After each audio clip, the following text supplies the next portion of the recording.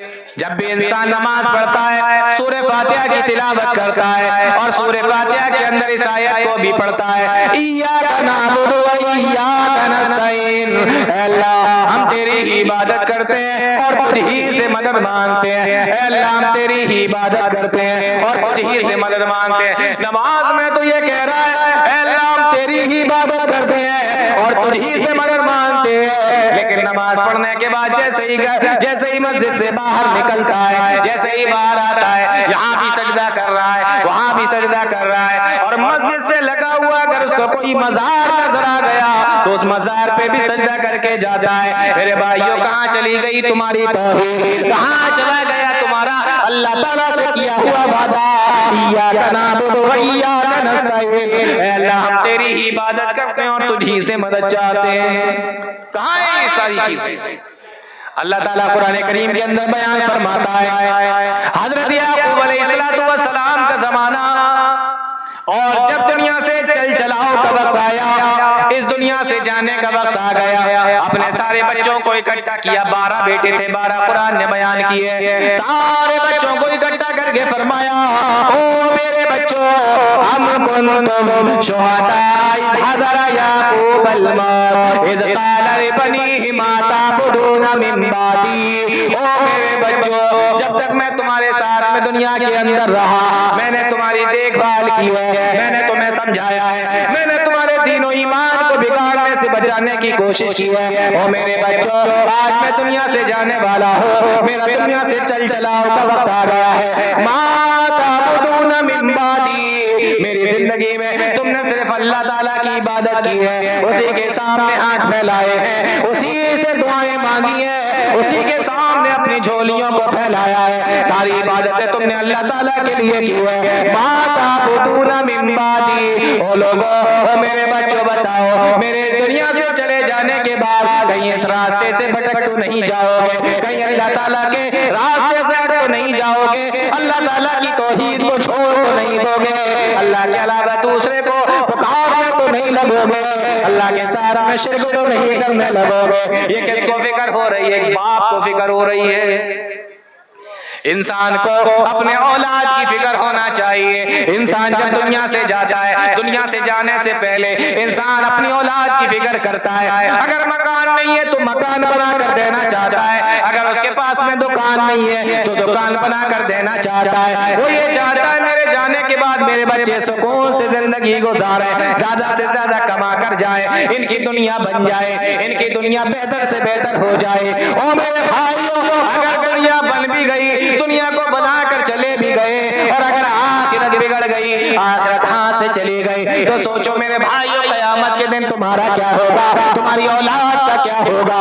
اس لیے میرے بھائیوں اپنی اولاد کا صرف دنیا کے بارے میں نہ سوچو، ان کی آخرت کے بارے میں بھی سوچو، ان کے عقیدے کے بارے میں بھی سوچو، ان کی توحید کے بارے میں بھی سوچو، ان کو شرک سے بھی ڈراؤ۔ انسان جب دنیا سے جاتا ہے مرنے کا وقت جب قریب ہوتا ہے اپنے بچوں کو اپنے پاس میں بلاتا ہے، اپنے گھر والوں کو اپنے پاس میں بلاتا ہے، ساری کی ساری جو اس کے نظر میں اچھی باتیں ہوتی ہیں، قیمتی باتیں ہوتی ہیں، ضروری باتیں ہوتی ہیں، وہ ساری کی ساری چیزیں اپنے بچوں کو بتانے کی کوشش کرتا ہے۔ میرے بھائیوں ایسے وقت میں انسان کو عقیدے کے تعلق سے بھی بات کرنا چاہیے، ایمان کے تعلق سے بھی بات کرنا چاہیے، توحید کے تعلق سے بھی بات کرنا چاہیے، اپنے بچوں کو بتانا چاہیے، ان کو ڈرانا چاہیے، لیکن ہم کیا کرتے ہیں ہم اپنے بچوں کو بتاتے ہیں فلاں کے ساتھ میں ہمارا ایسا معاملہ ہے میرے مرنے کے بعد بھی تو اس سے بات نہیں کرے گا، فلاں کے ساتھ میں میرا ایسا معاملہ ہے میرے مرنے کے بعد بھی وہ میرے گھر کے اندر نہ آئے، اس بات کا خیال رکھنا، فلاں سے بچ کے رہنا، فلاں سے مت ملنا،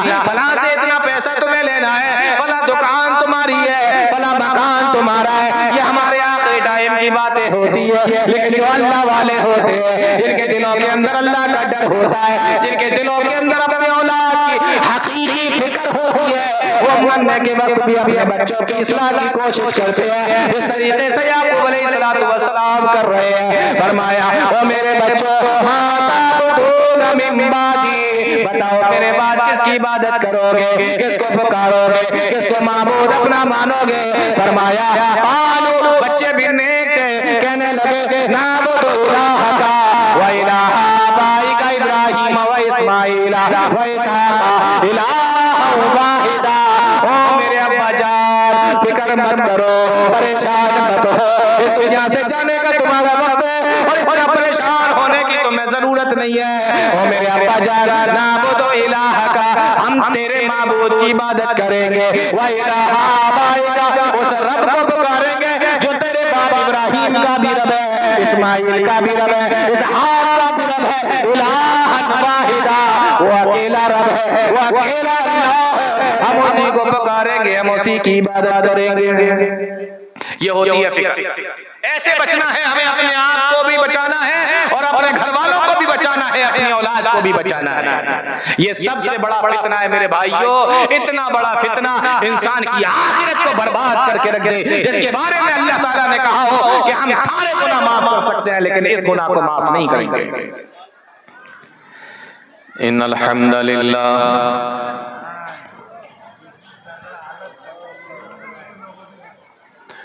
نحمده ونستعینه ونستغفره ونعوذ بالله من شرور انفسنا ومن سیئات اعمالنا من يهده الله فلا مضل له ومن يضلل فلا هادي له وأشهد أن لا إله إلا الله وحده لا شريك له وأشهد أن محمدا عبده ورسوله يا أيها الذين آمنوا اتقوا الله حق تقاته ولا تموتن إلا وأنتم مسلمون يا أيها الناس اتقوا ربكم الذي خلقكم من نفس واحدة وخلق منها زوجها وبث منهما رجالا كثيرا ونساء واتقوا الله الذي تساءلون به والأرحام إن الله كان عليكم رقيبا يا أيها الذين آمنوا اتقوا الله وقولوا قولا سديدا يصلح لكم أعمالكم ويغفر لكم ذنوبكم ومن يطع الله ورسوله فقد فاز فوزا عظيما أما بعد فإن خير الحديث كتاب الله وخير الهدي هدي محمد صلى الله عليه وسلم وشر الأمور محدثاتها وكل محدثة بدعة وكل بدعة ضلالة وكل ضلالة في النار أعوذ بالله السميع العليم من الشيطان الرجيم بسم الله الرحمن الرحيم واتقوا فتنة لا تصيبن الذين ظلموا منكم خاصة۔ جناب صدر محترم معزز علماء کرام، دور اور پاس سے تشریف لائے محترم سامعین، نوجوان ساتھیوں، پیارے بچوں اور پردہ نشین خواتین، سیدھے اپنے ٹاپک پر آتے ہیں اور آج کے اس پروگرام میں جس موضوع پر آپ لوگوں کے سامنے کچھ دیر بولنا چاہتا ہوں، موضوع ہے دور حاضر کے فتنے، موجودہ زمانے کے فتنے۔ سب سے پہلے ہم یہ سمجھ لیں کہ فتنہ کس کو کہتے ہیں۔ اگر ہم اس بات کو سمجھ جائیں گے کہ فتنہ کس کو کہتے ہیں تو انشاءاللہ پھر پوری تقریر سمجھنے میں بہت آسانی ہوگی۔ یہ لفظ ایسا نہیں ہے کہ آپ نے پہلی بار سنا ہے، یہ لفظ آپ کے سامنے سینکڑوں بار بولا گیا ہوگا، آپ نے بھی بولا ہوگا۔ تو فتنہ سمجھ لیجئے، پھر اس سے تقریر سمجھنے میں آسانی ہو جائے گی۔ فتنہ عربی زبان میں کہتے ہیں آزمائش کو، امتحان کو، اور بھی بہت سارے معنی میں یہ لفظ استعمال ہوا ہے، خود قرآن کریم کے اندر بھی استعمال ہوا کئی معنی میں، لیکن یہ مشہور معنی اس کا امتحان اور آزمائش۔ اور جب ہماری زبان میں یعنی جب اردو زبان میں بولتے ہیں فتنہ، تو فتنے کے معنی ہوتا ہے فساد، بگاڑ۔ گویا کہ آپ یہ کہہ سکتے ہیں کہ فتنے کا معنی ہے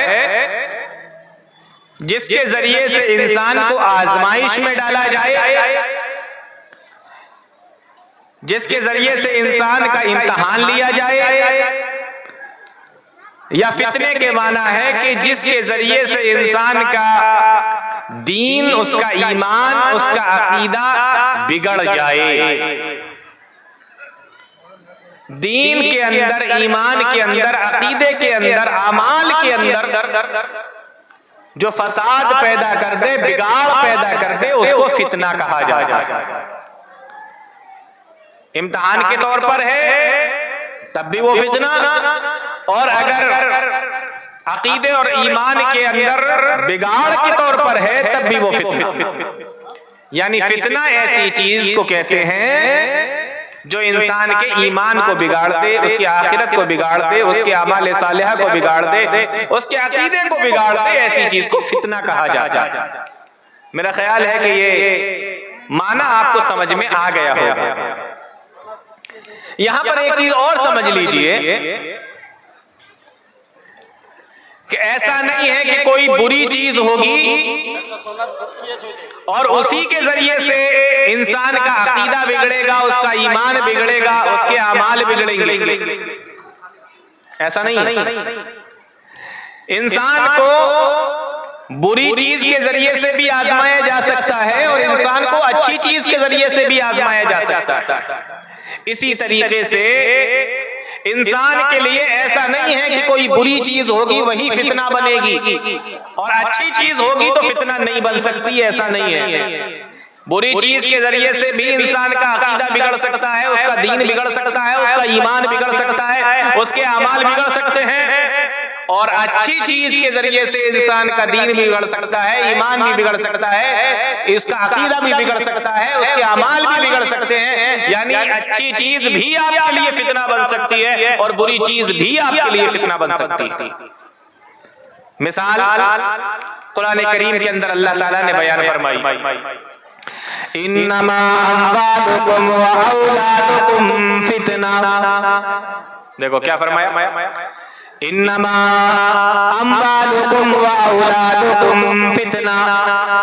او لوگو، بے شک تمہارا مال اور تمہاری اولاد تمہارے لیے فتنہ ہے۔ فتنے کا معنی یاد رکھنا، کیونکہ آگے چل کے میں معنی بار بار نہیں بتاؤں گا، صرف لفظ فتنہ استعمال کروں گا۔ فتنے کا معنی جس کے ذریعے سے انسان کو جانچا جائے، پرکھا جائے، امتحان لیا جائے، اور جس کے ذریعے سے انسان کا ایمان اور عقیدہ بگڑ جائے، اس کو فتنہ کہتے ہیں۔ تو ہر بری چیز انسان کو آزمایا جائے، ہر بری چیز ہی اس کے لیے فتنہ بنے، کوئی ضروری نہیں ہے۔ اچھی چیزیں بھی انسان، اچھی چیزوں کے ذریعے سے بھی انسان کو آزمایا جا سکتا ہے، اور اچھی چیزوں کے ذریعے سے بھی انسان کا ایمان بگڑ سکتا ہے۔ مثال قرآن کریم کی آیت کریمہ کیا فرمایا، انما اموالکم و اولادکم فتنہ۔ بے شک اے لوگو، بے شک تمہارا مال، تمہاری اولاد تمہارے لیے فتنہ ہے۔ اب بتائیے، مال بری چیز ہے، اولاد بری چیز ہے، مال بھی اچھی چیز ہے اور اولاد بھی اچھی چیز ہے، مال بھی اللہ کی نعمت ہے اور اولاد بھی اللہ کی نعمت ہے، لیکن یہ بھی انسان کے لیے فتنہ بن سکتی ہے، اس کے ذریعے سے بھی انسان کو آزمایا جا سکتا ہے، اس کے ذریعے سے بھی انسان کے عقیدے کے اندر بگاڑ اور فساد پیدا ہو سکتا ہے، تو اللہ تعالیٰ نے اس کو بھی فتنہ کہا ہے۔ تو اچھی چیز کے ذریعے بھی آزمایا جا سکتا ہے، بری چیز کے ذریعے سے بھی انسان کا عقیدہ بگڑ سکتا ہے۔ اللہ تعالیٰ نے فرمایا انما اموالکم واولادکم فتنہ، بے شک تمہارا مال اور تمہاری اولاد تمہارے لیے فتنہ ہے۔ تو فتنے کا معنی سمجھ میں آ گیا؟ چلیے اب تھوڑی سی اور بات کر لیتے ہیں۔ پیارے نبی صلی اللہ علیہ وسلم نے فرمایا کہ ایک زمانہ ایسا آئے گا کہ فتنے بہت آئیں گے، یعنی جس کے ذریعے سے انسان کا ایمان بگڑ جائے، عقیدہ بگڑ جائے، جس کے ذریعے سے انسان کو آزمایا جائے، ایسے فتنے بہت آئیں گے۔ وہ حدیث دیکھیں، صحیح بخاری کی روایت ہے، اللہ کے نبی فرماتے ہیں لا تقوم الساعۃ، قیامت اس وقت تک قائم نہیں ہوگی، کب تک نہیں ہوگی؟ فرمایا حتی یقبض العلم، یہاں تک کہ علم کو اٹھا نہیں لیا جائے گا، علم کو اٹھا لیا جائے گا۔ قیامت اس وقت تک قائم نہیں ہوگی جب تک کہ علم کو اٹھا نہیں لیا جائے گا۔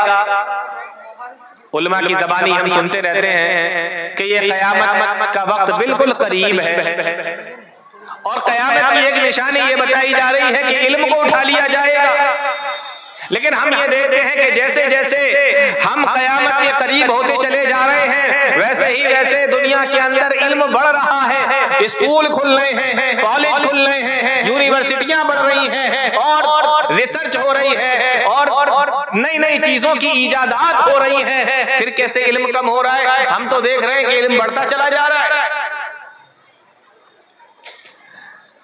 ایک حدیث دوسری حدیث کی شرح کرتی ہے۔ پیارے نبی صلی اللہ علیہ وسلم نے اس حدیث کی شرح میں ایک دوسری حدیث بیان فرمائی کہ علم اٹھا لیا جائے گا۔ کیسے اٹھایا جائے گا؟ نبی فرماتے ہیں ان اللہ لا یقبض العلم انتزاعا ینتزعه من العباد، اللہ تعالیٰ علم کو ایسے نہیں اٹھائے گا کہ انسان کے دل سے علم کو غائب کر دیا جائے۔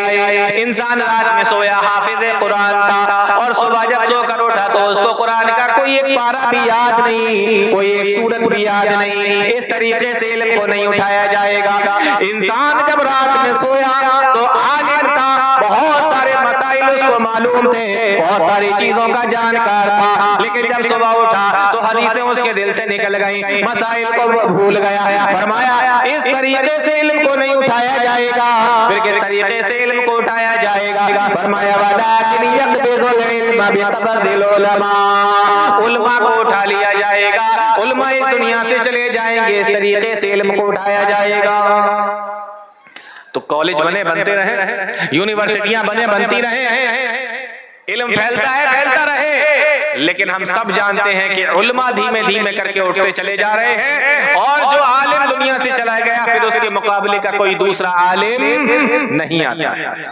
امام بخاری گئے پھر کوئی دوسرا امام بخاری آیا، امام ابن تیمیہ گئے کوئی دوسرا امام ابن تیمیہ آیا، امام احمد ابن حنبل گئے کوئی دوسرا امام احمد ابن حنبل آیا، جو علماء چلے گئے پھر ان کے جیسا کوئی دوسرا نہیں آیا۔ علم ایسے اٹھایا جائے۔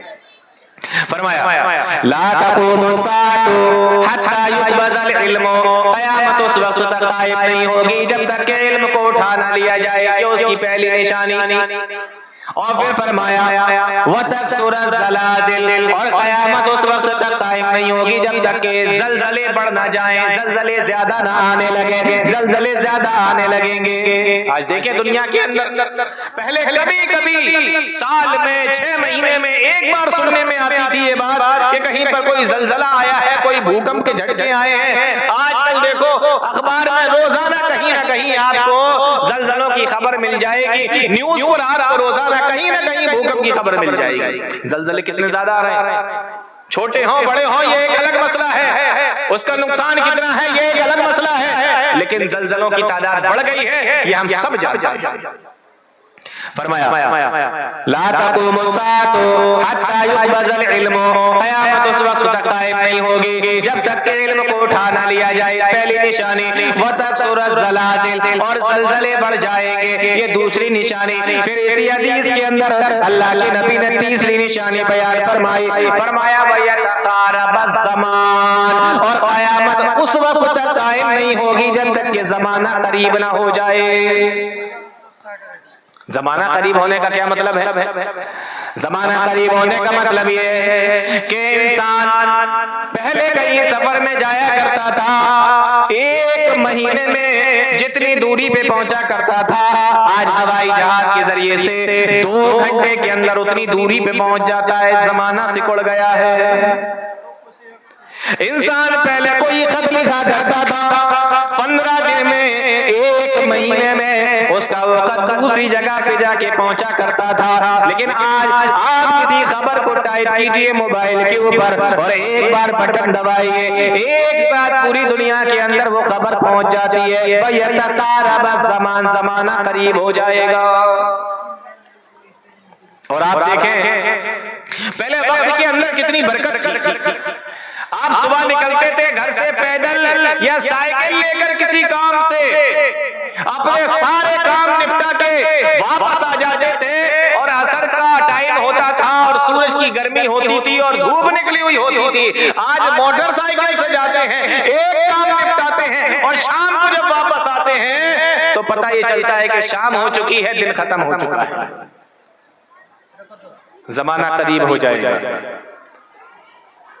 1 مہینہ 1 ہفتے کے برابر لگ رہا ہے، 1 ہفتہ 1 دن کے برابر لگتا ہے، 1 دن 1 گھنٹے کے برابر لگتا ہے. زمانہ قریب ہو جائے گا. یہ ساری شرحیں اور تشریحات یہ سب علماء نے بیان فرمائی.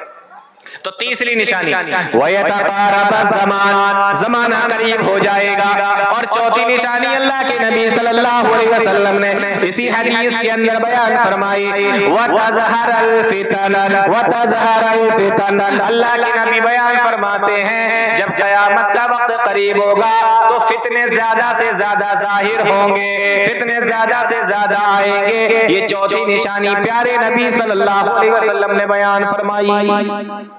فتنے ظاہر ہوں جس کے تعلق سے مجھے بتانا ہے، یعنی قیامت کا وقت جتنا قریب ہوتا چلا جائے گا فتنے اتنے ہی زیادہ آتے چلے جائیں گے. اور میں نے آپ سے کہا تھا کہ دیکھو فتنے کا معنی یاد رکھنا، بار بار مجھے بتانا نہ پڑے، پھر بھی میں آپ کو بتا دے رہا ہوں تاکہ آپ یاد رکھیں. فتنہ ایسی چیز جس کے ذریعے سے انسان کی آزمائش ہو، جس کے ذریعے سے انسان کا امتحان لیا جائے، یا ایسی چیز جس کے ذریعے سے انسان کے ایمان میں، عقیدے میں فساد اور بگاڑ آ جائے. تو فتنے زیادہ ہیں. ایک دوسری حدیث دیکھیں، اللہ کے نبی فرماتے ہیں اسی فتنے کے تعلق سے، فرمایا بادروا بالاعمال فتنا، او لوگو فتنوں کے آنے سے پہلے زیادہ سے زیادہ اعمال کر لو، زیادہ سے زیادہ نیک اعمال کر لو. بادروا بالاعمال فتنا، فتنوں کے آنے سے پہلے نیک اعمال کرنے میں جلدی کرو. معلوم یہ ہوا کہ اگر کوئی انسان نیک عمل کرتا ہے تو فتنوں سے محفوظ رہے گا، اور اگر کوئی آدمی نیک عمل نہیں کرتا تو فتنوں کے اندر پڑتا چلا جائے گا. اس لیے فرمایا جا رہا ہے فتنوں کے ساتھ میں نیک عمل کا ذکر فرمایا. مطلب یہ ہے کہ اگر نیک عمل کرو گے تو فتنوں سے بچ جاؤ گے. بادرو، جلدی کرو، بالاعمال، نیک اعمال کرنے میں. کب؟ فتنوں کے آنے سے پہلے. پھر فرمایا کقطع اللیل المظلم، تمہارے اوپر فتنے اس طریقے سے آئیں گے جیسے کہ اندھیری رات آتی ہے. فتنے اس طریقے سے تمہیں گھیر لیں گے جس طریقے سے اندھیری رات تمہیں گھیر لیتی ہے. اندھیری رات میں کیا ہوتا ہے؟ اللہ کے نبی یہ بھی تو کہہ سکتے تھے کہ فتنے ایسے آئیں گے جیسے دن آتا ہے، لیکن فتنوں کی مثال پیارے نبی نے دن سے نہیں دی، رات سے دی ہے. کیوں؟ اس لیے کہ رات میں انسان کو دکھائی نہیں دیتا اندھیرے کی وجہ سے. اور اسی طریقے سے جب فتنے آئیں گے تو آپ کو پتہ ہی نہیں چلے گا کہ آپ فتنوں کے اندر گرفتار ہو گئے ہیں، پھر فتنوں نے آپ کو گھیر لیا ہے. جس طریقے سے رات میں دکھائی نہیں دیتا، اسی طریقے سے فتنوں میں بھی پتہ نہیں چلے گا. انسان فتنے کا شکار بھی ہوگا اور اس کو پتہ بھی نہیں. اور دوسری چیز، دن کے وقت میں اگر کوئی دشمن آپ کے اوپر حملہ کرے تو آپ روشنی کی وجہ سے، چونکہ اندھیرا نہیں ہوتا ہے دن میں، روشنی ہوتی ہے، تو چانس یہ ہے کہ آپ اپنے آپ کو بچا سکتے ہیں۔ غور سے سنیے گا، دن کے وقت میں اگر کوئی دشمن حملہ کرے تو چانسز یہ ہے کہ آپ اپنے آپ کو بچا سکتے ہیں کیونکہ آپ کو دکھائی دے رہا ہے، لیکن رات کے اندھیرے میں اگر کوئی آپ کے اوپر حملہ کرے تو بچانے کے چانسز بہت کم ہوتے ہیں۔ اللہ کے نبی نے فرمایا فتنے آئیں گے اندھیری رات کی طرح، یعنی جس طریقے سے رات میں دشمن سے بچنا مشکل ہوتا ہے، اسی طریقے سے فتنوں سے بھی بچنا مشکل ہو جائے گا۔ اور تیسری چیز، دن کے وقت میں انسان کو زیادہ ڈر لگتا ہے یا رات کے وقت میں؟ بولو زیادہ ڈر لگتا ہے؟ رات کے وقت میں لگتا ہے، دن کے وقت میں ڈر لگتا ہے؟ کوئی اکیلے راستے سے، سنسان راستے سے جا رہا ہو، دن کا وقت ہو تو اس کو کوئی ڈر ہے؟ کوئی ڈر نہیں ہے، چلتا چلا جائے گا۔ لیکن سنسان راستہ ہو، اکیلا ہو اور رات کا اندھیرا بھی ہو تو اس کو ڈر زیادہ لگتا ہے۔ ایسے ہی فتنوں کا معاملہ ہے، انسان کو جس طریقے سے رات کے اندھیرے میں اکیلے چلتے ہوئے ڈر محسوس ہوتا ہے، ایسے ہی انسان کو فتنوں سے بھی بچنا چاہیے اور ڈرنا چاہیے کہ کہیں سے میرے اوپر کوئی فتنہ حملہ نہ کر دے، کہیں ہم فتنے کی چپیٹ میں نہ آ جائیں، فتنے کا شکار نہ بن جائیں۔ پیارے نبی نے فرمایا فتنے تمہارے اوپر ایسے آئیں گے جیسے اندھیری رات تمہارے اوپر آتی۔ اچھا پھر کیا ہوگا جب فتنے آ جائیں گے؟ اللہ کے نبی فرماتے ہیں یصبح الرجل مومنا ویمسی کافرا، ایک آدمی صبح کے وقت میں مومن ہوگا اور شام کے وقت میں کافر ہو جائے گا۔ غور سے سننا اس حدیث کو، یصبح الرجل مومنا ویمسی کافرا، صبح کے وقت میں مومن ہوگا اور شام کے وقت میں وہ کافر ہو جائے گا۔ اور فرمایا ویمسی مومنا، اور شام کے وقت میں وہ ایمان والا ہوگا، کافرن، اور صبح کے وقت میں وہ کافر ہو جائے گا، انکار کرنے والا ہو جائے گا۔ یہ حال ہو جائے گا انسان کے ایمان کا۔ آج دیکھو مسلمانوں کو، کتنے مسلمان آپ کو ایسے ملیں گے جو شام کے وقت میں مسلمان ہیں اور صبح کے وقت میں اللہ کا انکار کرنے والے ہیں، اللہ کے ساتھ کفر کرنے والے ہیں، اللہ کے ساتھ شرک کرنے والے ہیں۔ اور کتنے ایسے ہیں جو صبح کے وقت میں مومن تھے، مسلمان تھے، اور شام ہوتے ہوتے کفر کر کے، شرک کر کے اللہ کا انکار کرنے والے بن جاتے ہیں۔ تو صبح کے وقت میں مومن ہوگا تو شام کو کافر، اور شام کو مومن ہوگا تو صبح کو کافر۔ انسان اپنے دین کو، ایمان کو بس اتنی ہی دیر کے لیے بچا پائے گا۔ کتنی خطرناک چیز ہے فتنہ، کہ صبح کے وقت آپ کو لگ رہا ہے کہ آپ مومن ہیں اور شام کے وقت آپ کافر ہو چکے ہیں، اور شام کو لگ رہا ہے کہ آپ مومن ہیں اور صبح کے وقت آپ ایمان سے نکل چکے ہیں۔ یہ حال ہے میرے بھائیوں فتنوں کا۔ ان فتنوں سے کتنا بچنا چاہیے؟ اور آگے کیا فرمایا پیارے نبی صلی اللہ علیہ وسلم نے؟ فرمایا یبیع احدہ بعرض من الدنیا، اور یہ ساتھ میں بتا دیا، یبیع احدہ بعرض من الدنیا، انسان دنیا کے چند قیمت کے بدلے میں، تھوڑے سے سامان کے بدلے میں، غور سے سننا میرے بھائیوں، فرمایا انسان دنیا کی چند قیمت کے بدلے میں، تھوڑے سے سامان کے بدلے میں اپنے ایمان کا سودا کر دے گا، اپنے ایمان کا سودا کر دے گا۔ میرے بھائیوں آج اگر کسی کا 10 کا نوٹ گر جائے، آپ کو مل جائے، آپ بھی اٹھا کر دے دیتے، بھائی آپ کا یہ 10 کا نوٹ گر گیا تھا، آپ کا یہ 100 کا نوٹ گر گیا تھا، اور آپ کو لگتا ہے کہ آپ نے بہت بڑا ایمان کا کام کر دیا۔ لیکن یہی مسلمان جب اس کو 1 لاکھ روپے کہیں پر مل جائے تو بے ایمانی اس کے دل کے اندر آ جاتی ہے۔ اس کو 10,000 روپے اگر کہیں مل جائے تو بے ایمانی اس کے دل کے اندر آ جاتی ہے۔ دوسرے کا پیسہ 10-20 روپے ملیں گے تو پورا مومن ہے، پورا ایمان والا ہے کہ لو بھائی آپ کے یہ پیسے گرے تھے۔ اور اسی بھائی کا پیسہ اگر 1 لاکھ 2 لاکھ 20,000 50,000 لینا پڑ جائے، مارنا پڑ جائے، کھانا پڑ جائے تو بالکل نہیں چوکتا۔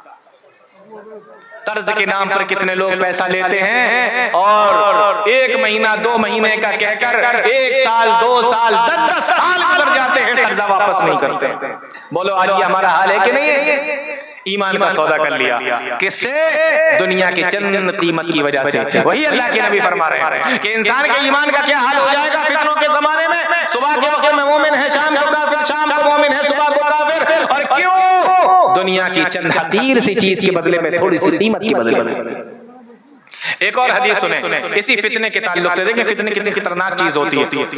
پیارے نبی نے فرمایا یوشکو ان یکون خیر مال المسلم، ایک وقت ایسا آئے گا، ایک وقت ایسا آ جائے گا کہ انسان کے پاس میں خیر مال المسلم غنم، اس کا سب سے بہترین مال اس کی بکریاں ہوں گی. یعنی قیامت آنے سے پہلے پہلے ایک زمانہ ایسا آئے گا، ایک وقت ایسا آئے گا کہ انسان کے پاس سب سے قیمتی چیز کون سی ہوگی؟ بکریاں.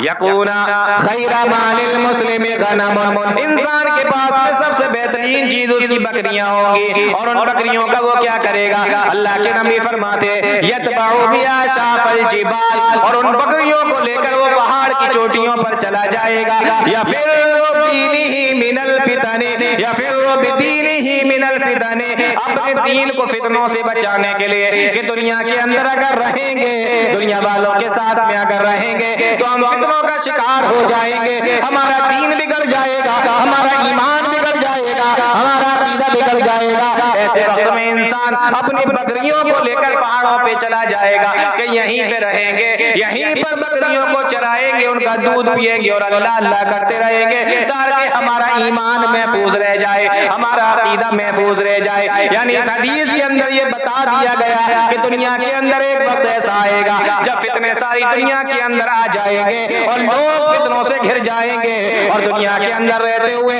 اپنے ایمان کو بچانا مشکل ہو جائے گا. یہاں تک کہ انسان اپنے ایمان کو بچانے کی خاطر اپنا سب کو چھوڑ چھاڑ کر دنیا سے پہاڑ کی چوٹیوں پہ جانا تو پسند کرے گا کہ پہاڑ کی چوٹیوں پہ چلے جائیں، اپنے دین کو بچا لیں. لیکن یہاں پر رہتے ہوئے، دنیا کے اندر رہتے ہوئے، دنیا والوں کے ساتھ میں رہتے ہوئے ہم فتنوں سے اپنے آپ کو بچا نہیں پائیں گے. بات سمجھ میں آ رہی؟ فتنے کتنی خطرناک چیز ہے. انسان کو کیسے گھیریں گے اور کس طریقے سے اس کے ایمان کو لے کر چلے جائیں گے، اس کے عقیدے کو بگاڑ دیں گے، اس کے ایمان کو، اس کے اخلاق کو، اس کی عبادات کو، اس کے اعمال کو سب بگاڑ کے رکھ دیں گے. انسان اپنے دین کو بچانے کے لیے پہاڑوں پہ رہنا پسند کرے گا. آج میرے بھائیو ذرا ہم دیکھتے ہیں کہ اپنے زمانے کے اندر، اپنے اس ماحول کے اندر کس کس طریقے کے فتنے ہیں. اس میں سے چند ایک فتنوں کا ہم ذکر کریں گے تاکہ آپ تھوڑا ان سے ہوشیار رہیں اور ان سے بچیں، تاکہ اس کے ذریعے سے آپ کا ایمان نہ بگڑ جائے، عقیدہ نہ بگڑ جائے، آخرت نہ بگڑ جائے. انہی فتنوں میں جو ہمارے ایمان کو بگاڑ دیتے ہیں، ہمارے عقیدے کو بگاڑ دیتے ہیں، سب سے پہلا فتنہ اور سب سے بڑا فتنہ، غور سے سن لینا، سب سے پہلا فتنہ اور سب سے بڑا فتنہ. اور تعجب کی بات تو یہ ہے کہ یہ سب سے پہلا بھی ہے اور سب سے بڑا بھی ہے. اور تعجب کی بات یہ ہے کہ انسان اس فتنے کو فتنہ سمجھتا بھی نہیں. کتنے تعجب کی بات، بڑا بھی ہے، پہلا بھی ہے، لیکن انسان اس فتنے کو فتنہ سمجھتا بھی نہیں ہے. کون سا فتنہ ہے میرے بھائیو؟ غور سے سننا، یہ فتنہ ہے شرک کا فتنہ. کوئی آدمی توحید والا ہو اور اس کے عقیدے کے اندر شرک آ جائے، بولو کہیں کا بچا وہ، اس کا عقیدہ بچا، اس کا ایمان بچا، اس کی عبادتیں بچی، اس کی آخرت بچی؟ کچھ نہیں، سب نکل گیا ہاتھ سے. کیوں؟ کیونکہ فتنے کا شکار ہو گیا. فتنہ اس کی زندگی میں کون سی شکل میں آیا؟ بولو کون سی شکل میں؟ سننا ہے نا، سو تو نہیں رہا ہے نا، بتائیے. شرک. ہاں مجھے تو لگا سب مونگ پھلی کھانے میں مشغول ہے. شرک کی شکل میں آیا. یہ پہلا بھی ہے، بڑا بھی ہے، اور اس فتنے کو لوگ فتنہ سمجھتے بھی نہیں ہیں.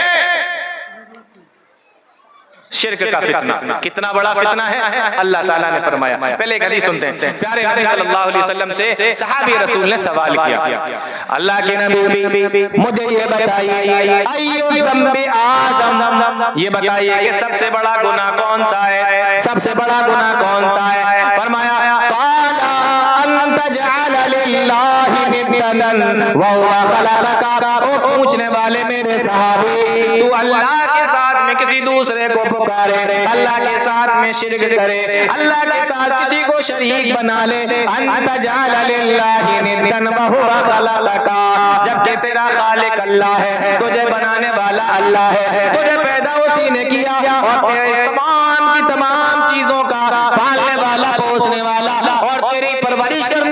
اللہ تعالیٰ ہے اور تو اس کے باوجود بھی اللہ کے ساتھ میں شرک کرے، یہ سب سے بڑا گناہ ہے، اس سے بڑا گناہ کوئی نہیں۔ کیوں؟ کیونکہ اللہ تعالیٰ نے قرآن کریم میں ایک اور جگہ پہ فرما دیا شرک اتنا بڑا گناہ، فرمایا ان اللہ لا یغفر ان یشرک بہ ویغفر ما دون ذلک لمن یشاء، بے شک اللہ تعالیٰ شرک کو معاف نہیں کرے گا، لا یغفر ان یشرک بہ، اللہ تعالیٰ شرک کو معاف نہیں کرے گا، اللہ تعالیٰ مشرک کو معاف نہیں کرے گا، اللہ تعالیٰ شرک کرنے والے کو معاف نہیں کرے گا، لا یغفر یشرک بہ، کہ اس کے ساتھ میں شرک کیا جائے، اس کے ساتھ میں کسی کو شریک ٹھہرایا جائے۔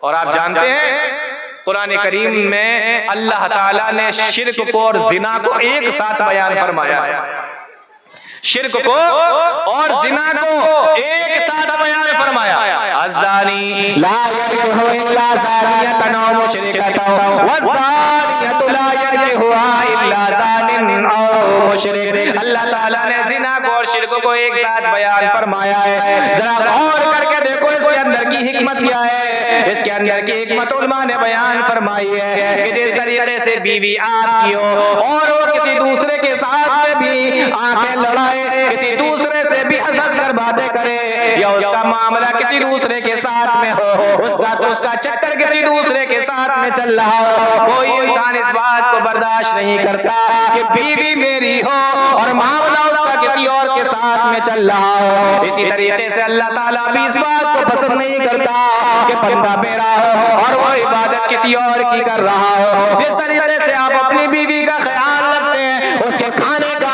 اس کے پینے کا، اس کے پہننے کا، اس کے کپڑے کا، اس کے مکان کا، ہر چیز کا، اس کی دوا کا، ہر چیز کا خیال رکھتے ہیں، اسی طریقے سے اللہ رب العالمین اپنے بندوں کو دیتا ہے، کھانے کو دیتا ہے، پینے کو دیتا ہے، کپڑے دیتا ہے، مکان دیتا ہے، اللہ تعالیٰ ہی نے تو ساری نعمتوں سے نوازا ہے۔ اللہ تعالیٰ بھی اس بات کو پسند نہیں کرتا کہ بندہ میرا ہو سر کسی اور کے آگے جھکائے، بندہ میرا ہو دعائیں کسی اور سے مانگے، بندہ میرا ہو کسی اور کے سامنے اپنے ہاتھوں کو پھیلائے۔ جس طریقے سے تم اس بات کو پسند نہیں کرتے ہو کہ بیوی تمہاری ہو اور کسی اور کے ساتھ میں اس کا معاملہ چلے، تو شرک کو اور زنا کو ایک ساتھ بیان فرما دیا۔ اللہ تعالیٰ بھی اس بات کو پسند نہیں کرتا، فرمایا ان اللہ لا یغفر ان یشرک بہ، اللہ تعالیٰ شرک کو معاف نہیں کرے گا، ویغفر ما دون ذلک لمن یشاء، اور شرک سے چھوٹے جو گناہ ہوں گے اگر اللہ تعالیٰ چاہے گا تو ان کو معاف کر دے گا۔ میرے بھائیو غور کرنے کی بات ہے، اللہ اگر چاہے گا تو شرک سے چھوٹے گناہوں کو معاف کر دے گا، اور اگر اللہ نہیں چاہے گا تو ان گناہوں کو بھی معاف نہیں کرے گا۔ آج ہم کیا سوچتے ہیں کہ اللہ تعالیٰ صرف شرک کو معاف نہیں کرے گا، باقی کچھ بھی کر کے چلے جاؤ اللہ تعالیٰ معاف کر دے گا۔ اللہ نے فرمایا وَيَغْفِرُ مَا دُونَ ذَلِكَ لِمَن يَشَاءُ، اللہ چاہے گا تو اس سے چھوٹے گناہوں کو معاف کرے گا، اور اگر نہیں چاہے گا تو آپ کے چھوٹے گناہوں پر بھی جو شرک سے کمتر ہوں گے، شرک سے چھوٹے ہوں گے، لیکن اللہ تعالیٰ چاہے گا تو اس پر بھی سزا دے گا، چاہے گا تو معاف کرے گا۔ لیکن شرک کو اللہ تعالیٰ معاف نہیں کرتا۔ انسان شرک کیوں کرتا ہے؟ یا تو وہ یہ سمجھتا ہے کہ دنیا کے اندر اللہ تعالیٰ کا کوئی ساجی ہے، کوئی پارٹنر ہے، یا یہ سمجھتا ہے کہ اللہ تعالیٰ کا کوئی پارٹنر تو نہیں ہے لیکن کوئی ہیلپر ہے، مدد کرنے والا ہے۔ اللہ تعالیٰ نے قرآن کریم کے اندر ایک ہی آیت کے اندر تمام قسم کے شرک سے اللہ رب العالمین نے یہ بیان کر دیا کہ دیکھو تمام شرک کی جڑ کو اللہ رب العالمین نے کاٹ کے رکھ دیا ایک ہی آیت کے اندر۔ قُلِ ادْعُوا الَّذِينَ زَعَمْتُم مِّن دُونِ اللَّهِ لَا يَمْلِكُونَ مِثْقَالَ ذَرَّةٍ فِي السَّمَاوَاتِ، او لوگو تم اللہ کے علاوہ جن کو بھی پکارتے ہو، لا يَمْلِكُونَ مِثْقَالَ ذَرَّةٍ فِي السَّمَاوَاتِ، یہ زمین اور آسمان میں ایک ذرے کے بھی مالک نہیں ہے۔ آپ کو لگتا ہے کہ اللہ کے علاوہ کوئی دوسرا بھی مالک ہے؟ فرمایا ذرے کے بھی مالک نہیں. لا یملکون مثقال ذرۃ فی السماوات ولا فی الارض، نہ زمین میں نہ آسمان میں، وما لہ فیہما من شرک، اور نہ یہ اللہ کے ساجی ہیں نہ یہ اللہ کے پارٹنر ہیں کہ آدھے کا مالک اللہ تعالیٰ ہو اور آدھے کا مالک یہ سارے کے سارے ہو جن کو اللہ کے علاوہ پکارا جاتا ہو. فرمایا وما لہ فیہما من شرک وما لہ منہم من ظہیر، اور یہ اللہ تعالیٰ کے مددگار بھی نہیں ہے، ہیلپر بھی نہیں ہے. جیسا کہ ایک انسان کی کمپنی ہوتی ہے، کمپنی کا مالک تو کوئی اور ہوتا ہے، باقی لوگ اس کے اندر جا کے کام کرتے ہیں اور یہ اپنے مالک کو کما کر دیتے ہیں. فرمایا اس طریقے کا معاملہ بھی نہیں ہے، اللہ تعالیٰ اکیلا مالک و مختار ہے، کوئی اس کا پارٹنر بھی نہیں ہے، کوئی اس کا ساتھی اور ساتھی بھی نہیں ہے، کوئی اس کا ہیلپر بھی نہیں ہے. لا یملکون مثقال ذرۃ فی السماوات ولا فی الارض، زمین و آسمان میں یہ ذرے کے بھی مالک نہیں. آج ہمیں دیکھو ہم نے کتنے طریقے کے اپنے معبود بنا رکھے. روزی روٹی لینا ہو، اولاد چاہیے ہو، کاروبار چاہیے ہو، مال و دولت میں اضافہ چاہیے ہو، یا اس طریقے کے جتنے بھی معاملات ہو، ہمیں لگتا ہے فلاں صاحب سے لے لیں گے، فلاں بابا سے لے لیں گے، فلاں بزرگ سے لے لیں گے، فلاں کے پاس چلے جائیں گے. اور نماز میں ہم کیا کہتے ہیں؟ ایاک نعبد و ایاک نستعین. جب بھی انسان نماز پڑھتا ہے، سورہ فاتحہ کی تلاوت کرتا ہے اور سورہ فاتحہ کے اندر اس آیت کو بھی پڑھتا ہے، ایاک نعبد و ایاک نستعین، اے اللہ ہم تیری ہی عبادت کرتے ہیں اور تجھ ہی سے مدد مانگتے ہیں. اے اللہ ہم تیری ہی عبادت کرتے ہیں اور تجھ ہی سے مدد مانگتے ہیں. نماز میں تو یہ کہہ رہا ہے اے اللہ ہم تیری ہی عبادت کرتے ہیں اور تجھ ہی سے مدد مانگتے ہیں، لیکن نماز پڑھنے کے بعد جیسے ہی مسجد سے باہر نکلتا ہے، جیسے ہی باہر آتا ہے، یہاں بھی سجدہ کر رہا ہے، وہاں بھی سجدہ کر رہا ہے، اور مسجد سے لگا ہوا اگر اس کو کوئی مزار نظر آ گیا تو اس مزار پہ بھی سجدہ کر کے جاتا ہے. میرے بھائیوں کہاں چلی گئی تمہاری توحید؟ کہاں چلا گیا تمہارا اللہ تعالیٰ سے کیا ہوا وعدہ؟ ایاک نعبد و ایاک نستعین، اے اللہ ہم تیری ہی عبادت کرتے ہیں اور تجھ ہی سے مدد چاہتے ہیں. کہاں ہے یہ ساری چیزیں؟ اور دیکھو شرک میں اور توحید میں جانتے ہو کیا فرق ہے؟ توحید یہ ہے کہ انسان کہے اے اللہ ہم تیری ہی عبادت کرتے ہیں، تجھ سے ہی مدد چاہتے ہیں، اور شرک یہ ہے کہ انسان کہے اللہ تیری بھی عبادت کرتے ہیں، تجھ سے بھی مدد چاہتے ہیں. یہ شرک ہے. اور آپ نے کیا کہا تھا؟ تیری بھی نہیں، آپ نے کہا تھا تیری ہی عبادت کرتے ہیں. تو میرے بھائیو انسان کی زندگی کے اندر سب سے بڑا فتنہ شرک کی شکل میں آتا ہے. اس فتنے سے بچ کے رہیے، خود بھی بچیے، گھر والوں کو بھی بچائیے.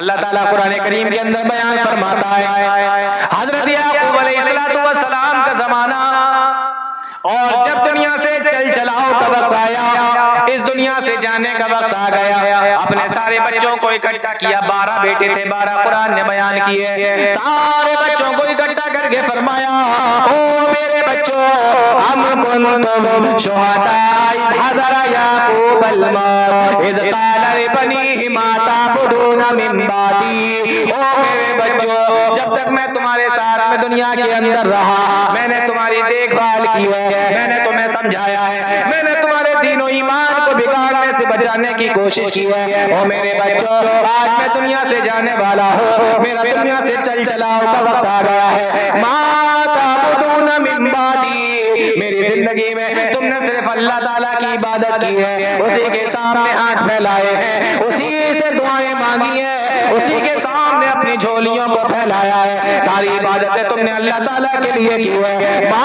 تعبدون من بعدی، او لوگوں، او میرے بچوں بتاؤ، میرے دنیا سے چلے جانے کے بعد کہیں اس راستے سے بھٹک تو نہیں جاؤ گے، کہیں اللہ تعالیٰ کے راستے سے ہٹ تو نہیں جاؤ گے، اللہ تعالیٰ کی توحید کو چھوڑ تو نہیں دو گے، اللہ کے علاوہ دوسرے کو پکارنے تو نہیں لگو گے، اللہ کے ساتھ میں شرک تو نہیں کرنے لگو گے. یہ کس کو فکر ہو رہی ہے؟ ایک باپ کو فکر ہو رہی ہے.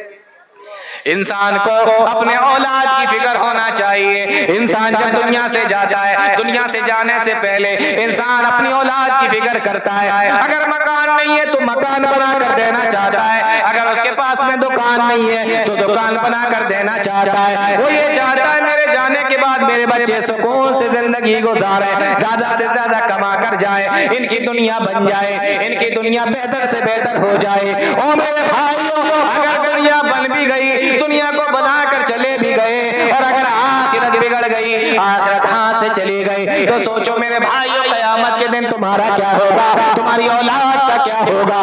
اس لیے میرے بھائیوں اپنی اولاد کا صرف دنیا کے بارے میں نہ سوچو, ان کی آخرت کے بارے میں بھی سوچو, ان کے عقیدے کے بارے میں بھی سوچو, ان کے توحید کے بارے میں بھی سوچو, ان کو شرک سے بھی ڈراؤ. انسان جب دنیا سے جاتا ہے, مرنے کا وقت جب قریب ہوتا ہے, اپنے بچوں کو اپنے پاس میں بلاتا ہے, اپنے گھر والوں کو اپنے پاس میں بلاتا ہے. ساری کی ساری جو اس کے نظر میں اچھی اچھی باتیں ہوتی ہیں, قیمتی باتیں ہوتی ہیں, ضروری باتیں ہوتی ہیں, وہ ساری کی ساری چیزیں اپنے بچوں کو بتانے کی کوشش کرتا ہے. میرے بھائیوں, ایسے وقت میں انسان کو عقیدے کے تعلق سے بھی بات کرنا چاہیے, ایمان کے تعلق سے بھی بات کرنا چاہیے, توحید کے تعلق سے بھی بات کرنا چاہیے, اپنے بچوں کو بتانا چاہیے, ان کو ڈرانا چاہیے. لیکن ہم کیا کرتے ہیں, ہم اپنے بچوں کو بتاتے ہیں فلاں کے ساتھ میں ہمارا ایسا معاملہ ہے, میرے مرنے کے بعد بھی تو اس سے بات نہیں کرے گا, فلاں کے ساتھ میں میرا ایسا معاملہ ہے, میرے مرنے کے بعد بھی وہ میرے گھر کے اندر نہ آئے, اس بات کا خیال رکھنا, فلاں سے بچ کے رہنا, فلاں سے مت ملنا, فلاں سے اتنا پیسہ تمہیں لینا ہے, فلاں دکان تمہاری ہے, فلاں مکان تمہارا ہے. یہ ہمارے آخری ٹائم کی باتیں ہوتی ہے. لیکن جو اللہ والے ہوتے ہیں, جن کے دلوں کے اندر اللہ کا ڈر ہوتا ہے, جن کے دلوں کے اندر اپنی اولاد کی حقیقی فکر ہوتی ہے, وہ مرنے کے وقت بھی اپنے بچوں کی اصلاح کی کوشش کرتے ہیں. اس طریقے سے یعقوب علیہ السلام کر رہے ہیں. فرمایا او میرے بچوں, بتاؤ میرے بعد کس کی عبادت کرو گے, کس کو پکارو گے, کس کو معبود اپنا مانو گے. فرمایا قالوا, بچے بھی نیک تھے, کہنے لگے نعبد الہک و الہ آبائک ابراہیم و اسماعیل و اسحاق الہ واحدا. او میرے ابا جان, فکر مت کرو, پریشان مت ہو, اس دنیا سے جانے کا تمہارا وقت ہے, اور پریشان ہونے کی تمہیں ضرورت نہیں ہے. او میرے ابا جان, نعبد الہک, ہم تیرے معبود کی عبادت کریں گے, و الہ آبائک, اس رب کو پکاریں گے جو تیرے باپ ابراہیم کا بھی رب ہے, اسماعیل کا بھی رب ہے, اسحاق کا بھی رب ہے, الہ واحدا, وہ اکیلا رب ہے, وہ اکیلا الہ ہے, ہم اسی کو پکاریں گے, ہم اسی کی عبادت کریں گے. یہ ہوتی ہے فکر. ایسے بچنا ہے ہمیں, اپنے آپ کو بھی بچانا ہے اور اپنے گھر والوں کو بھی بچانا ہے, اپنی اولاد کو بھی بچانا ہے. یہ سب سے بڑا فتنہ ہے میرے بھائیوں, اتنا بڑا فتنہ انسان کی آخرت کو برباد کر کے رکھ دے, جس کے بارے میں اللہ تعالیٰ نے کہا ہو کہ ہم سارے گناہ معاف کر سکتے ہیں لیکن اس گناہ کو معاف نہیں کریں گے. ہمیں کیا فکر ہے, ہمیں کون سی فکر ہے؟ پیارے نبی صلی اللہ علیہ وسلم کی حدیث دیکھیں, بڑی مشہور حدیث. کون بیان کر رہے ہیں؟ صحابی رسول حضرت عبداللہ ابن عباس رضی اللہ تعالیٰ.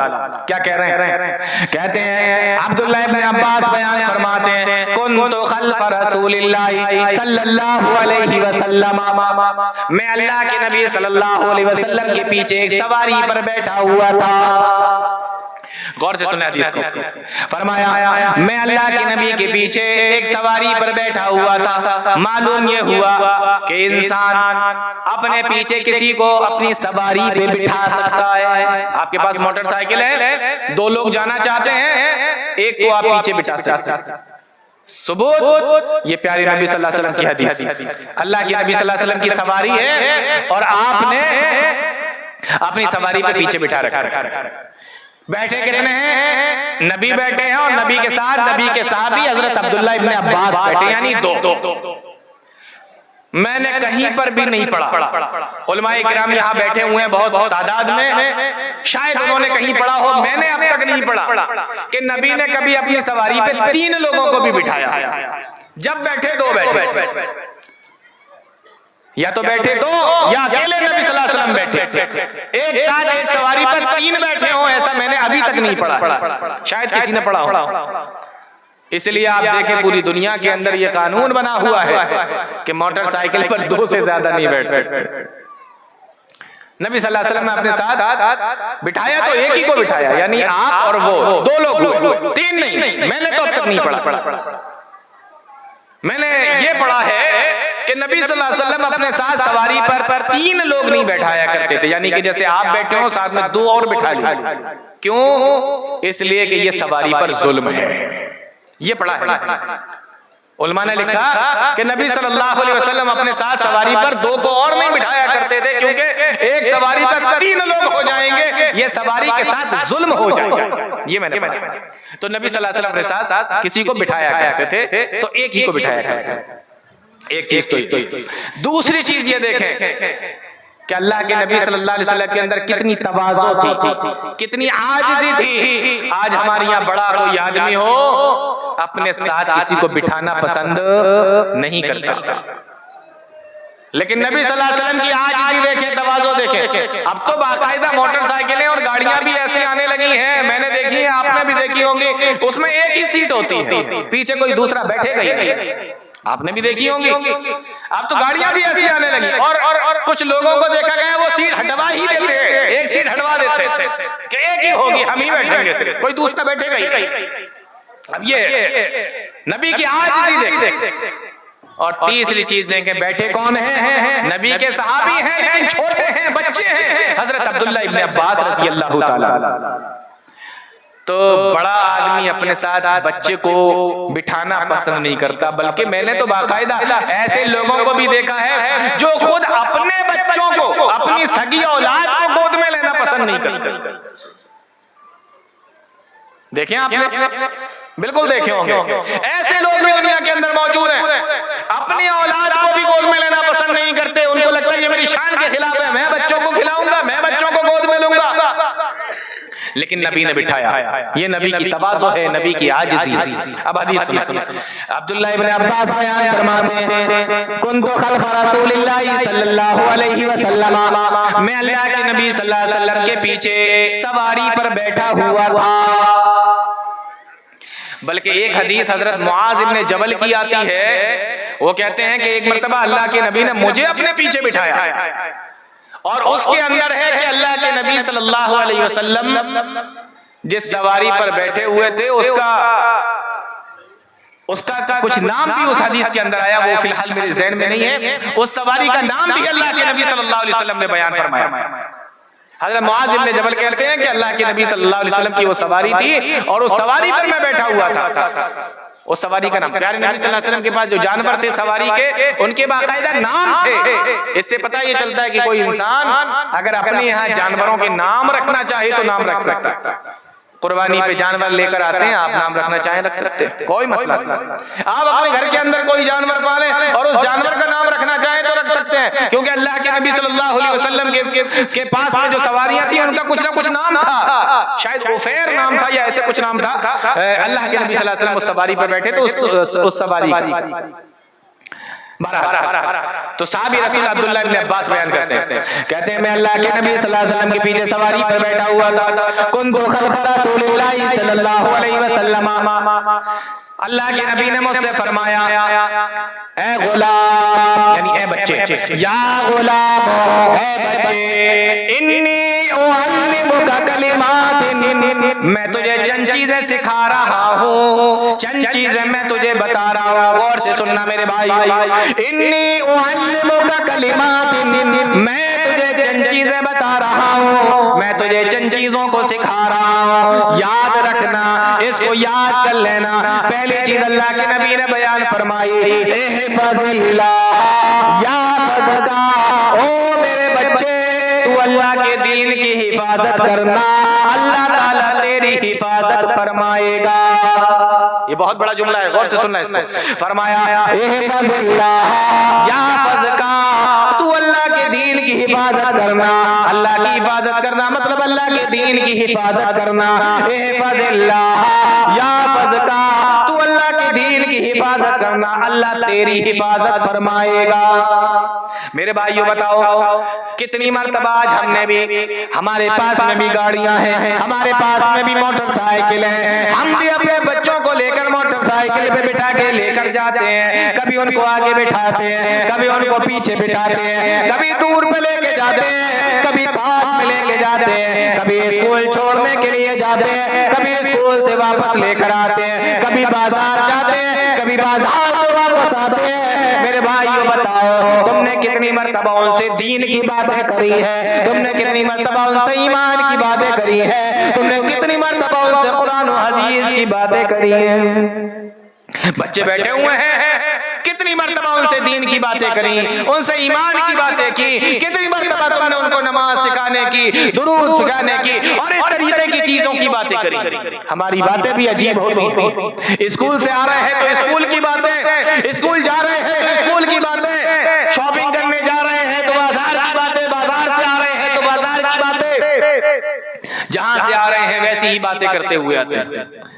کتنی مرتبہ آپ نے کوشش کی ہے کہ لاؤ کچھ دین کی باتیں بھی سکھا لی جائیں۔ سواری پر بیٹھے ہوئے ہیں اور اللہ کے نبی صلی اللہ علیہ وسلم ان کو دین کے ایمان کی باتیں سکھا رہے ہیں۔ اس سے پتہ یہ چلتا ہے کہ جس وقت آپ کو موقع ملے اپنے بچوں کو سکھانے کا آپ سکھائیے انہیں، کوئی موقع ہاتھ سے جانے مت دیجیے۔ یہ موقع تھا، پیارے نبی نے ان کو سکھایا۔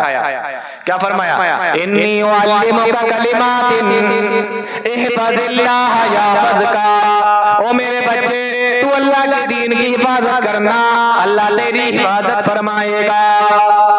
آج دنیا کے اندر دیکھو مسلمان کتنے پریشان، ہر علاقے کے مسلمان پریشان ہیں۔ دنیا کے اندر کوئی خطہ ایسا نہیں ہے کہ جہاں پر مسلمان پریشان نہ ہو۔ کیوں؟ کیونکہ ہم نے اللہ کے دین کی حفاظت نہیں کی، ہم اللہ کے دین کی حفاظت نہیں کر رہے۔ شرط ہے یہاں پر احفظ اللہ، تم اللہ کے دین کی حفاظت کرو، یحفظک، اللہ تمہاری حفاظت کرے گا۔ ہم نے وہ شرط چھوڑ دی، ہم نے دین کی باتیں چھوڑ دی، دین کی حفاظت چھوڑ دی، دین پر چلنا چھوڑ دیا، دین کو ماننا چھوڑ دیا، دین کی باتوں کو چھوڑ دیا، اللہ تعالیٰ نے ہماری حفاظت کرنا چھوڑ دیا۔ احفظ اللہ یحفظک، اللہ کے دین کی حفاظت کرنا، اللہ تمہاری حفاظت کرے گا۔ پھر آپ نے فرمایا او میرے بچے اذا سألت فاسأل اللہ، جب تم سوال کرنا تو اللہ ہی سے سوال کرنا، وَإِذَا اسْتَعَنْتَ فَاسْتَعِنْ بِاللَّهِ، اور جب مدد مانگنا تو اللہ تعالیٰ ہی سے مدد مانگنا۔ یہ ہے عقیدہ، یہ ہے ایمان، اس کو کہتے ہیں عقیدے کی حفاظت، کہ سوال کرو تو اللہ سے کرو، جب ہاتھ اٹھاؤ تو اللہ کے سامنے اٹھاؤ، جب مانگو تو اللہ تعالیٰ سے مانگو۔ اِذَا سَأَلْتَ فَاسْأَلِ اللَّهَ وَإِذَا اسْتَعَنْتَ فَاسْتَعِنْ بِاللَّهِ، اور جب تم دعا کرو، جب تم مدد مانگو تو اللہ تعالیٰ ہی سے مدد مانگو۔ ہمارے یہاں دیکھو اچھے خاصے مسلمان، حاجی نمازی مسلمان، گھروں کے حال دیکھو، بچوں کے ہاتھوں میں تعویذ بندھے ہوئے ہیں۔ یہ بخار سے حفاظت کرنے کا، یہ سر کے درد سے بچانے کا، بچائے گا کون؟ اللہ تعالیٰ، مدد کرنے والا اللہ تعالیٰ، بچانے والا۔ آج ہمارے ایمان کا اور عقیدے کا یہ حال ہو گیا ہے میرے بھائیو۔ فرمایا اور عقیدہ سکھا رہے ہیں اور دین بتا رہے ہیں۔ فرمایا او میرے بچے اذا سألت فاسأل اللہ وَإِذَا اسْتَعَنْتَ فَاسْتَعِنْ بِاللَّهِ، جب تم مانگو تو اللہ تعالیٰ سے مانگو، اور جب تم مدد چاہو تو اللہ تعالیٰ ہی سے مدد چاہو۔ پھر آپ نے فرمایا وَاعْلَمْ أَنَّ الْأُمَّةَ لَوِ اجْتَمَعَتْ عَلَىٰ أَن يَنفَعُوكَ بِشَيْءٍ لَمْ يَنفَعُوكَ بِشَيْءٍ إِلَّا قَدْ كَتَبَهُ اللَّهُ لَكَ۔ اگر ساری کائنات مل جائے اور تمہیں فائدہ پہنچانا چاہے، اگر ساری کائنات مل کر تمہیں فائدہ پہنچانا چاہے، او میرے بچے تمہیں صرف اتنا ہی فائدہ پہنچے گا جتنا اللہ نے تمہاری قسمت میں لکھ دیا ہے۔ اور اگر ساری کائنات مل جائے تمہارا نقصان کرنا چاہے، تمہیں نقصان پہنچانا چاہے، فرمایا تمہیں نقصان نہیں پہنچا سکتی الا قد كتبه اللہ علیک، مگر اللہ نے تمہاری قسمت میں جتنا نقصان لکھ دیا ہے، ساری کائنات مل کر تمہارا کچھ نہیں بگاڑ سکتی۔ اگر اللہ تعالیٰ نے تمہاری قسمت میں فائدہ لکھ دیا اور اگر اللہ تعالیٰ نے تمہاری قسمت میں نقصان لکھ دیا ہے تو دنیا کی کوئی طاقت تمہیں فائدہ نہیں پہنچا سکتی. کس کو بتا رہے ہیں اللہ کے نبی صلی اللہ علیہ وسلم؟ بولو میرے بھائیو، چھوٹے سے کس کو؟ چھوٹے سے بچے کو. ابھی سے سیکھے گا ساری زندگی یاد رکھے گا، ابھی سے سیکھے گا ساری زندگی اس کا کام آئے گا. آج ہم نے اپنے چھوٹے چھوٹے بچوں کو یہ سکھانا ختم کر دیا، یہ سکھانا بند کر دیا. دین سکھانا، ایمان سکھانا، عقیدہ سکھانا، ان کے عقیدے کو ٹھیک کرنے والی باتیں سکھانا، ہم نے یہ سب چھوڑ دیا. پہلے تو ہم بتاتے نہیں، ہم سکھاتے نہیں، اور پھر دوسرا ہم ایسے اسکولوں میں پڑھاتے بھی نہیں جہاں پر یہ سب سکھایا جاتا ہو، یہ سب بتایا جاتا ہو. کون سکھائے گا؟ آپ بتاتے نہیں ہو. پڑھنے بھی ایسے اسکول کے اندر مدرسے کے اندر بھیجتے نہیں ہو. بھیجا کہاں پڑھنے کے لیے؟ جہاں اس کی الٹا ساری باتیں بتائی جاتی ہیں، اس کے خلاف ساری باتیں بتائی جاتی ہیں. یہی بچہ جب آگے بڑھ کے بڑا ہوگا، یونیورسٹی میں جائے گا، کالج میں جائے گا، یونیورسٹی میں جائے گا، بولو اس کے پاس میں کون سا دین ہوگا، کون سا ایمان ہوگا، کون سے عقیدے کی حفاظت کرے گا، کون سے دین اور ایمان کی حفاظت کرنے والا ہوگا میرے بھائی؟ تو میں آپ کو یہ بتا رہا ہوں کہ سب سے بڑا فتنہ کون سا ہے؟ شرک کا فتنہ ہے. اس سے بچنا، اپنے آپ کو بھی بچانا ہے، اپنے گھر والوں کو بھی بچانا ہے. ایک آدھ چیز اور بتاتا ہوں، پھر دوسری چیز بتاؤں گا. پیارے نبی صلی اللہ علیہ وسلم کے ایک صحابی ہیں جن کا نام ہے حضرت اکرمہ. مکہ فتح ہو گیا، یہ ڈر کی وجہ سے بھاگ کر چلے گئے کہ اللہ کے نبی نے اگر پکڑ لیا تو ہو سکتا ہے کہ میری گردن مار دی جائے. میں نے ساری زندگی نبی کو، نبی کے ساتھیوں کو پریشان کیا ہے، تکلیفیں دی ہیں، ستایا ہے. بھاگ گئے مکہ سے. ایمان نہیں لائے تھے اس وقت، بھاگ گئے. اور کہاں پہنچے؟ سمندر کے کنارے پہنچے. ایک کشتی میں بیٹھ گئے کہ اس میں بیٹھ جاتے ہیں اور حبشہ چلے جاتے ہیں، ملک چھوڑ کر چلے جاتے ہیں. مکہ فتح ہو چکا ہے، اب کہاں جائیں؟ کشتی میں بیٹھے. کشتی لے کر چلی ان کو اور سواریوں کو، جو سواریاں تھیں. کشتی آگے پہنچی، تھوڑی دور پہنچی تھی، آگے پہنچی تھی پانی میں. پانی کے اندر طوفان آ گیا، سمندر کے اندر طوفان آ گیا. کشتی ڈاواڈول ہونے لگی، کشتی ہلنے لگی. جب کشتی ہلنے لگی تو کشتی چلانے والے ملاح نے کہا، کشتی چلانے والے ملاح نے اور جو لوگ اس کے اندر بیٹھے ہوئے تھے، بوڑھے بزرگ، ان سارے لوگوں نے مل کر کہا کہ اے لوگوں، اس وقت تمہاری کشتی کو، تمہاری جان کو، تمہاری کشتی کی کوئی حفاظت کر سکتا ہے، تمہاری جان کی اگر کوئی حفاظت کر سکتا ہے تو وہ صرف اللہ کر سکتا ہے. اس اللہ کو پکارو، خلوص کے ساتھ پکارو، اللہ کو سچے دل سے پکارو، وہی تمہاری حفاظت کرے گا، وہی تمہاری جان بچائے گا. اللہ اکبر. اتنا سننا تھا، حضرت اکرمہ رضی اللہ تعالیٰ عنہ کہنے لگے کہ یہ کیا معاملہ ہے؟ ہم خشکی پر ہوں، جب پانی کے باہر ہوں تو ہم اللہ کو چھوڑ کر دوسروں کو پکاریں، اور جب پانی میں پھنسے تو ہم اللہ کو پکاریں، ایسا کیسے ہو سکتا ہے؟ فوراً دماغ میں آیا کہ یہی تو ہمارے نبی کہا کرتے تھے کہ اللہ کو پکارو، اللہ کو پکارو. یہ بھی تو یہی کہہ رہے ہیں، اور ہم 20 سال سے اسی بات پہ لڑتے چلے آ رہے ہیں. ہمارا جھگڑا ہی یہی تھا. نبی کہتے تھے صرف اللہ کو پکارو، ہم کہتے تھے دوسروں کو پکارو. لیکن آج پتا چلا کہ بچانے والا حقیقت میں تو اللہ تعالیٰ ہی ہے، حفاظت کرنے والا تو اللہ تعالیٰ ہی ہے. فوراً اللہ تعالیٰ سے سچے دل سے توبہ کرتے ہیں اور دعا کرتے ہیں، اے اللہ، اگر تو نے زندگی بچا لی میری، اگر تو نے میری زندگی بچا لی تو میں اب حبشہ نہیں جاؤں گا بلکہ لوٹ کر مکہ جاؤں گا اور پیارے نبی صلی اللہ علیہ وسلم کے پاس میں جا کے اسلام قبول کر لوں گا. میرے بھائیو، اسی چیز کو اللہ تعالیٰ نے قرآن میں کہا ہے، وَإِذَا رَكِبُوا فِي الْفُلْكِ دَعَوُا اللَّهَ مُخْلِصِينَ لَهُ الدِّينَ فَلَمَّا نَجَّاهُمْ إِلَى الْبَرِّ إِذَا هُمْ يُشْرِكُونَ. جب تم کشتی میں سوار ہوتے ہو اور کشتی تمہاری جب غرداب کے اندر پھنس جاتی ہے، سمندر کے طوفانوں کے اندر، لہروں کے اندر پھنس جاتی ہے، تو تم صرف اللہ تعالیٰ کو پکارتے ہو. فَلَمَّا نَجَّاهُمْ، اور جب اللہ تعالیٰ تمہیں اس سے بچا لیتا ہے اور تم خشکی میں آ جاتے ہو تو اللہ کے ساتھ میں شرک کرنے لگتے ہو، یہ کس کے بارے میں بتایا جا رہا ہے؟ اس زمانے کے مشرکین کے بارے میں۔ لیکن آج ہمارے مسلمانوں کا حال دیکھو، خشکی میں ہوں گے تب بھی اللہ کے ساتھ میں شرک کریں گے، اور اگر سمندر کے اندر ہوں گے، کشتی میں ہوں گے، تب بھی اللہ کے ساتھ میں شرک کریں گے۔ یہ حال ہے میرے بھائی۔ تو ہمیں فتنے نے دیکھے نا کس طریقے سے گھیر لیا ہے، آج ہمارے عقیدے کو کس طریقے سے بگاڑ دیا ہے کہ اس زمانے میں خشکی میں ہوتے تھے تو جھوٹے معبودوں کو پکارتے تھے، اور جب سمندر کے اندر ہوتے تھے تو اللہ کو پکارتے تھے۔ یہاں آج کے زمانے کا مسلمان خشکی میں ہو، تری میں ہو، سمندر میں ہو، خشکی میں ہو، کہیں پر بھی ہو، اللہ کے ساتھ شرک کرتا ہے تو کرتا رہتا ہے۔ اس طریقے سے ہم فتنے کا شکار ہے۔ شرک کا فتنہ سب سے بڑا فتنہ، اور سب سے بڑی چیز یہ کہ اس فتنے کو ہم فتنہ نہیں سمجھتے۔ فَلَمَّا نَجَّاهُمْ إِلَى الْبَرِّ إِذَا هُمْ يُشْرِكُونَ۔ اب اگر کوئی یہ سمجھتا ہو کہ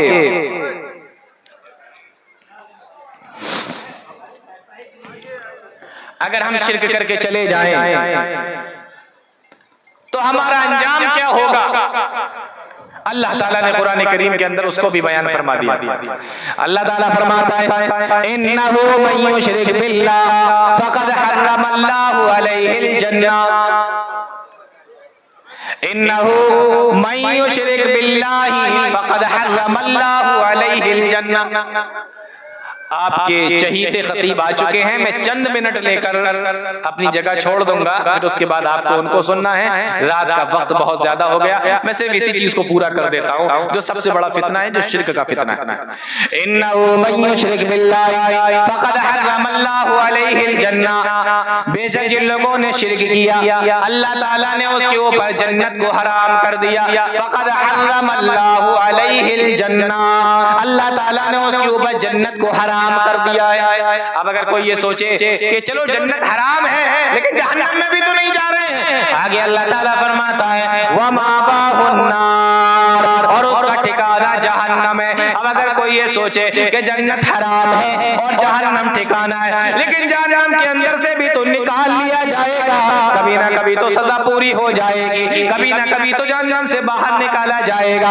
فرمایا وَمَا لِلظَّالِمِينَ مِنْ انصار، سنو ان جہنم میں جانے والوں کی کوئی مدد کرنے والا نہیں ہے، ان کو کبھی جہنم سے نکالا نہیں جائے گا۔ شرک اتنا بڑا فتنہ ہے، اتنا بڑا گناہ ہے کہ شرک کر کے بغیر توبہ کے اگر کوئی انسان دنیا سے چلا جائے تو ہمیشہ ہمیش کے لیے اس کو جہنم میں رہنا پڑے گا۔